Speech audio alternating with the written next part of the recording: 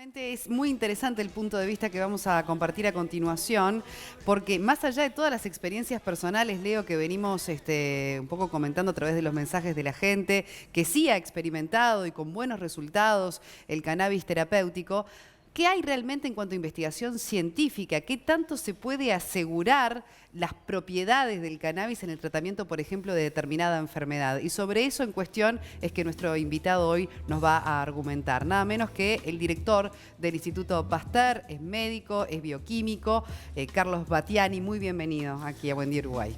Bueno, muchas gracias. Un gusto estar con ustedes. Bueno, y en un momento en el que se está justamente conversando, se está hablando en el Parlamento de aprobar un proyecto, ¿verdad?, que tiende a regular sobre todo lo que es la producción de cannabis medicinal, terapéutico.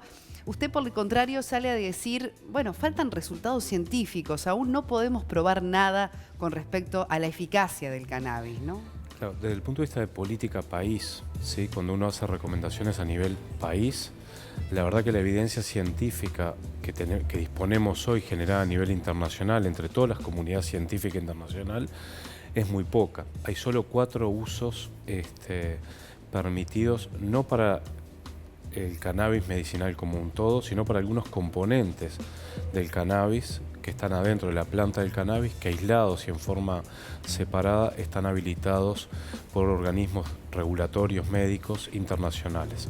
En particular, la Agencia de Medicamentos Americana tiene aprobado el uso del THC y el CBD, son los 2 principales cannabinoides que tiene la marihuana, para tratamiento del estado nauseoso en los pacientes que tienen quimioterapia, pacientes oncológicos con quimioterapia.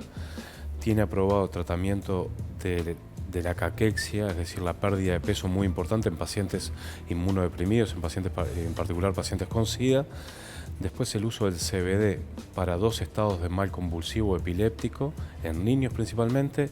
Y por último, no en Estados Unidos, pero sí Canadá y algunos países europeos, tienen aprobado el uso de una mezcla de THC, que es el principal componente psicoactivo de la marihuana, y del CBD, que es el que no tiene en principio propiedades psicoactivas, para el uso, una mezcla de estos 2 componentes en forma de spray orofaringio, para el uso de dolores y espasmos musculares en epilepsia, en esclerosis múltiple. Cuando dice que está aprobado, quiere decir que se ha pasado todas las pruebas, todas las investigaciones y se da fidelidad de que esto es así. ¿Qué pasa cuando escuchamos un mensaje como el que acabamos de escuchar, donde alguien estaba tomando hasta morfina con todo lo que implica de adicción, etcétera? ¿Qué pasa cuando vemos que prueba el cannabis, el aceite de cannabis, y deja de tomar calmantes? Uno diría, bueno, esto es la panacea, hay que apuntar acá. Entonces, bueno, la medicina en el siglo XXI apunta a lo que se llaman tratamientos basados en la evidencia. Es decir, los médicos, para poder recomendar un tratamiento, tienen que basarse en la evidencia científica que hay generada. Hay 4 niveles de evidencia científica, desde el nivel 1, que es lo que el médico tiene que indicar, al nivel 4, que es lo que el médico no puede indicar, ¿sí?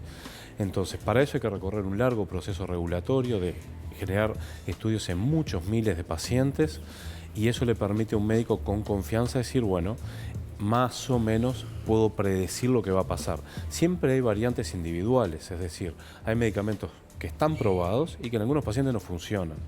Y por el contrario, hay medicamentos que no están probados y que si hiciéramos investigación podríamos llegar a probarlos. Entonces, lo que dice la señora con respecto a la artritis reumatoidea, seguramente en ella es absolutamente cierto. Nosotros hoy no podemos decir que para tratar a la artritis reumatoidea lo podamos indicar. ¿Por qué? Porque faltan hacer estos estudios donde, entre otras cosas, ¿cuál es el gran problema de la marihuana cuando decimos el cannabis medicinal? La marihuana es una planta. Yo puedo hacer un extracto de esa planta y a eso se le llama cannabis medicinal. Ahora, cuando yo hago ese extracto de esa planta, estoy llevándome más de 500 compuestos. Y si lo haces tú en tu caso, lo hago yo en mi caso, lo hace en otro país otra persona, los extractos son diferentes. Tienen distinta composición, tienen distintas concentraciones y tienen distintos ingredientes. Entonces, ¿cómo comparo lo que tú haces con lo que yo hago, con lo que hace el vecino? ¿Sí? Y ahí es donde, por eso es muy importante decir, la marihuana medicinal no es un medicamento, no está aprobado como tal, es una planta que tiene muchos componentes biológicamente activos. Ahora, para poder recomendarla como medicamento, tenemos que aislar los distintos componentes, estudiarlos a ellos, ver las interacciones con otros medicamentos y a partir de ahí generar datos clínicos. Pero hay una preocupación que tenga usted latente, especialmente porque usted lo decía muy bien, hay una avidez por este producto.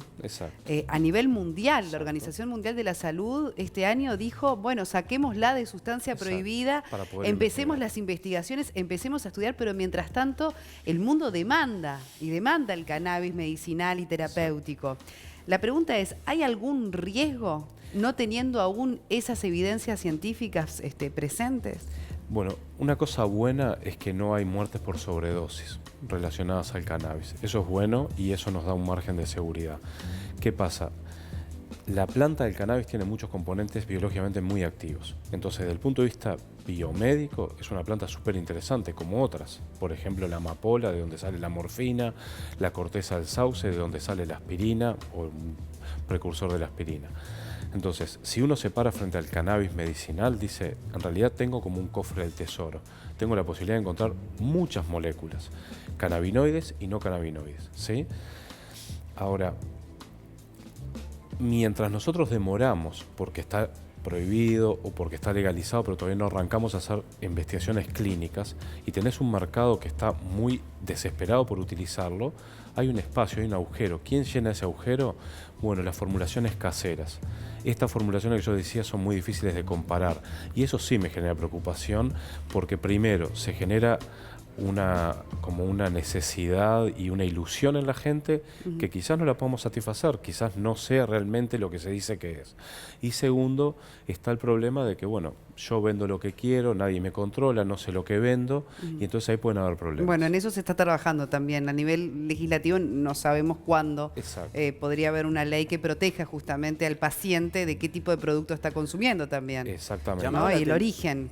Llamaba la atención que en la Comisión de Salud, ¿no?, donde estaba el doctor Luis Galo, se presentaron, unas asociaciones de pacientes, ¿no?, con determinadas, con la epilepsia refractal, etcétera, los productores de cremas y aceites de cannabis, pero no hubo ningún científico en esa reunión, o por lo menos yo no leí que hubiera.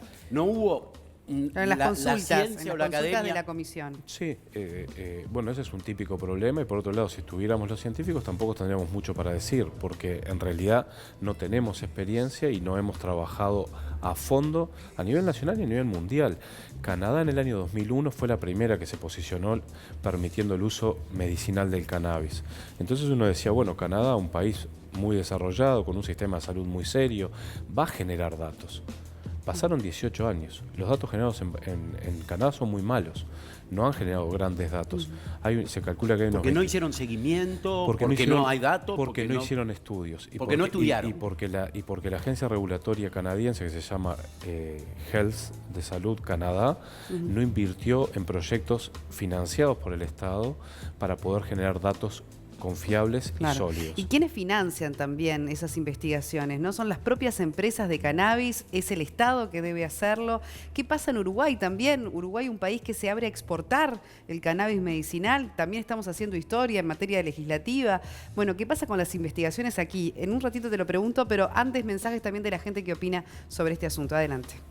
Tenemos a Lorelay que dice, buen día, uso crema para el dolor de espalda y la verdad me da resultado.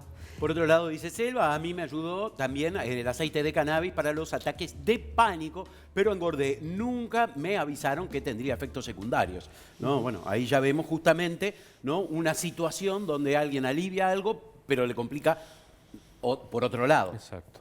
Y de vuelta, yo como médico y como científico, evidentemente a ellas les hizo bien. Yo no puedo ni decir que fue por la crema ni que engordó por la crema. Ninguna de las dos cosas, ni que se alivió por la crema. No están los elementos para hacer esas asociaciones. Sobre todo para decir, una cosa es cuando yo hablo a título personal y otra cosa es cuando yo hablo a título poblacional. A título personal, cada uno tiene el derecho a probar, y eso es una cosa que ahora está legislada, incluso en Estados Unidos, el derecho a ser tratado. Si yo tengo un dolor insoportable, no tengo con qué tratarme, está bien que yo pruebe, y yo lo recomendaría y lo haría. Ahora, es diferente cuando yo me paro a nivel poblacional. Si yo voy a tratar a 100 pacientes, ¿cuál es la chance que tengo de que 80 anden bien y 20 no respondan? O 90 y 10.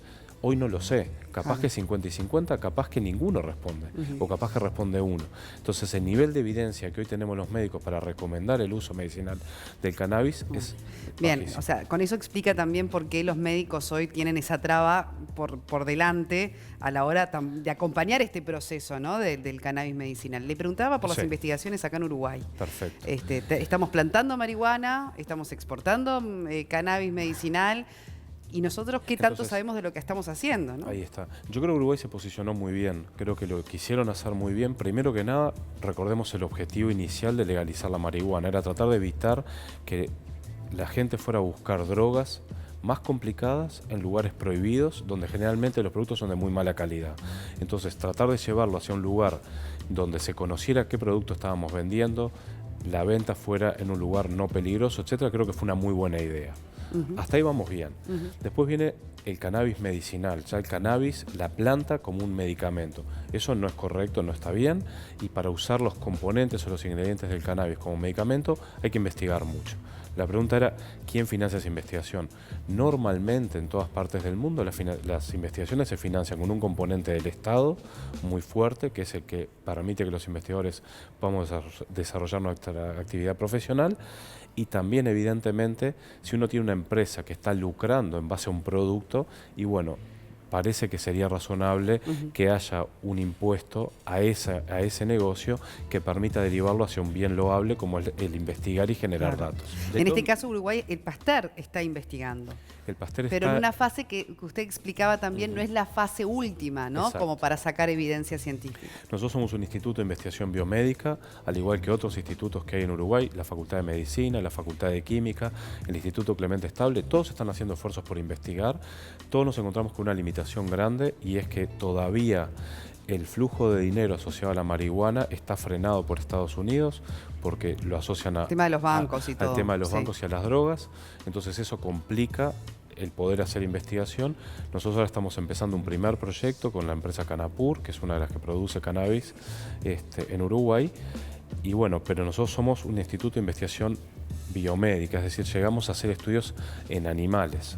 La fase posterior de hacer estudios clínicos, en Uruguay no hay experiencia en hacer estudios, lo que llamamos estudios precoces en humanos, fase 1, fase 2, eso necesariamente va a depender de interacciones con otros países. O sea que todas estas personas que les están pasando estas cosas, no sé si estoy saliendo porque no me escucho. A ver. Todas estas personas que no les sirven a ustedes como insumos para investigar justamente qué cantidades, en qué momentos. Porque lamentablemente, es decir, no lamentablemente, ¿cómo es el método científico para vos poder sacar conclusiones? Tenés que tener controladas casi que todas las variables o el mayor número de variables que vos puedas.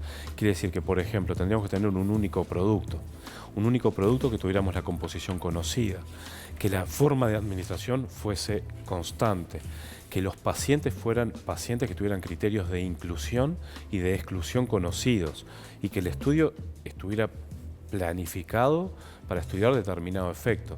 Entonces, cuando la señora decía, bueno, yo uso una crema que me alivia el dolor de espalda, ¿y qué tiene la crema? ¿Cuánto tiene de cada componente de ese cannabis medicinal? ¿Es la misma esa crema que la de la otra señora que comentaba que le hacía bien para la artritis reumatoidea? Seguramente no. Entonces eso genera lo que nosotros en medicina llamamos ruido o variables no conocidas que no te permiten sacar conclusiones científicamente válidas. Por último, y de forma breve, están las preparaciones caseras, que usted decía, bueno, también son hoy más frecuentes. Exacto. ¿Alguna recomendación, alguna advertencia para aquellos que, bueno, a ver, buscan esa alternativa, digamos? Yo creo, de vuelta, a nivel poblacional nosotros no las podemos recomendar, no tenemos ninguna evidencia para recomendarlas. Tenemos una cosa buena, y es que no han habido accidentes reportados a nivel mundial por sobredosis con este tipo de preparaciones. Eso nos tranquiliza bastante. Sería bien diferente si estuviéramos hablando de amapola y extractos de morfina, etcétera, donde sí han habido accidentes mortales. Entonces la recomendación es, en la medida que no conocemos bien qué hay adentro de un producto, hay que tener cuidado. Hay a nivel de la población un concepto, es que es un producto natural, entonces hace bien. Yo siempre digo, recordemos que los venenos de serpientes son productos naturales y no nos hacen bien, nos pueden hacer muy mal. Hay otros yuyos que son productos naturales y que dan muchos problemas, entonces por lo menos tengamos precaución. Y sobre Justamente las dosis son... Exactamente. una dosis de veneno de serpiente es positiva y otra nos mata. Exactamente. Pero sobre la información que uno pueda recabar en internet, me imagino yo que también ese es el tema, ¿no? La gente se investiga, hace sus investigaciones caseras también. Exacto. ¿Alguna página o alguna recomendación en ese sentido? No, Estados Unidos tiene, la BBC de Londres está siguiendo el tema. Hay en Estados Unidos varias páginas, si uno busca cannabis medicinal, donde puede seguir información. Yo creo que lo más importante es transmitir el concepto de que a nivel internacional no hay datos clínicos. Eso es una cosa muy importante. El concepto mayor. Y finalmente, hace un mes, para que vean cómo el tema es importante a nivel internacional, la Agencia Regulatoria Americana, la FDA, la famosa FDA, se paró del otro lado del mostrador. Dijo, bueno, no tengo datos, pero voy a escuchar a los que dicen tenerlos. Hicieron un debate donde la gente que tenía datos se presentó ante los expertos de la FDA a escuchar. La FDA a escuchar.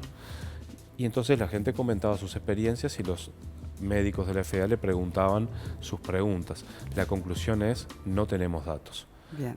Esa fue la tenemos conclusión experiencias, de hace un mes. pero no tenemos datos. Hay datos personales, Claro, datos puntuales, individuales. pero no hay datos con el nivel de evidencia clínica médica Y lo suficiente. último que agrego es que no los tenemos hoy, no los vamos a tener mañana, los vamos a tener en una década. Si los o más. países empezamos hoy a hacer investigación seria, en una década podremos tener más y más datos.